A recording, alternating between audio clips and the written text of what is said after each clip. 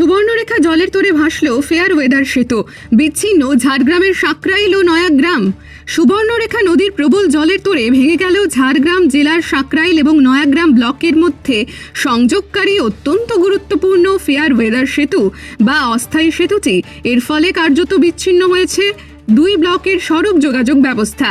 চরম দুর্ভোগের মুখে পড়েছেন এলাকার কয়েক হাজার সাধারণ মানুষ। নয়াগ্রাম ব্লকের বাসিন্দাদের কাছে এই সেতুটি আক্ষরিক অর্থেই ছিল এলাকার লাইফলাইন। স্থানীয় সূত্রে জানা গিয়েছে, কয়েকদিন ধরে টানা বৃষ্টিতে নদীর জলস্তর আচমকায় বেড়ে যাওয়ায় জলের প্রবল স্রোত তৈরি হয় সুবর্ণরেখায়। জলের এই বিপুল চাপ সহ্য করতে না পেরেই ভেঙে যায় সেতুটি।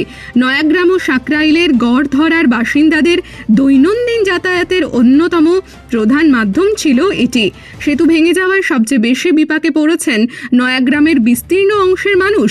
প্রতিদিনের স্কুল কলেজের পড়ুয়া, দিনমজুর, ব্যবসায়ী থেকে শুরু করে জরুরি চিকিৎসার জন্য রোগীদের এই পথ দিয়েই যাতায়াত করতে হয়।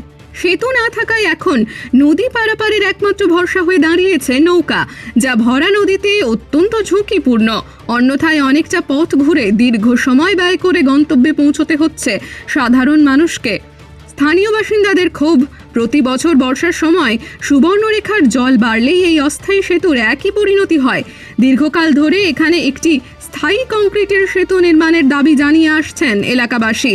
প্রশাসন পরিস্থিতি সামাল দিতে অস্থায়ীভাবে নৌকা চলাচলের ব্যবস্থা করলেও কবে মিলবে স্থায়ী সমাধান? এখন সেই প্রশ্নই তুলেছেন সাকরাইল এবং নয়াগ্রামের ভুক্তভোগী মানুষজন। ব্যুরো রিপোর্ট, আরোহী নিউজ বাংলা।